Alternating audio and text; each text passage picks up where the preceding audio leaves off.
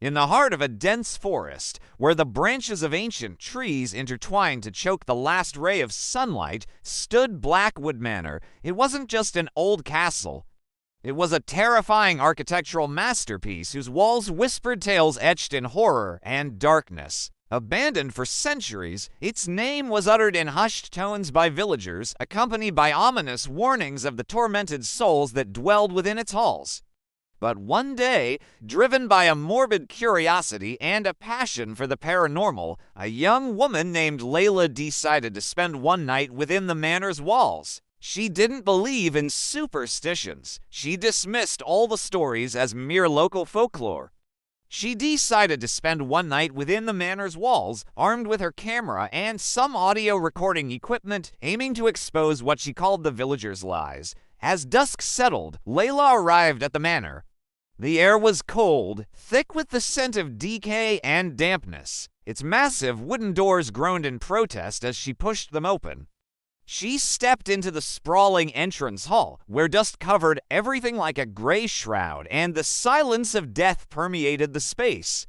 The only sound was her own footsteps, echoing like gunshots in the void. Layla began to explore the abandoned rooms. The dining room looked as if it were set for a dinner that was never finished, with scattered chairs and broken glass. In the parlor, furniture draped in tattered cloths resembled waiting specters. She took photos and recorded notes quietly until she started to feel an unsettling cold seep into her bones, a cold that was ent just from the damp air. Suddenly, a faint whisper emanated from the upper floor. Layla's blood ran cold. There was no one else there. She initially dismissed it, attributing it to the wind, but the whisper repeated, this time closer and clearer, as if calling her name. Layla, her heart pounded violently.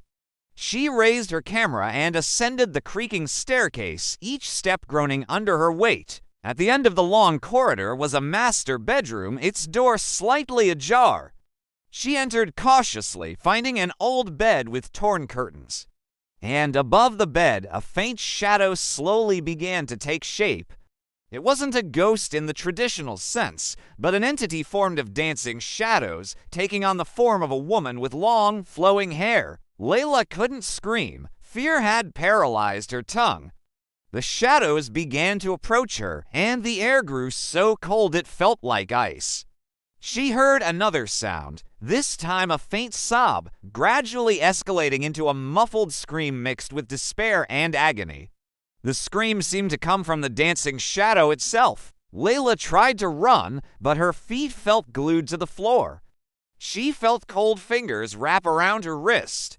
When she looked at her hand, she saw a black spot slowly spreading on her skin, as if darkness was draining life from her. The scream repeated, this time inside her head, deafening and agonizing. In a moment of desperation, Layla managed to free her hand and ran. She didn't look back. She ran through the dark corridors, stumbling and falling, but she got up and kept going. The woman's screams pursued her, echoing in her ears even after she pushed open the dilapidated main door and burst out of the manor. Layla didn't stop running until she was out of the dense forest and reached the first lights of the village.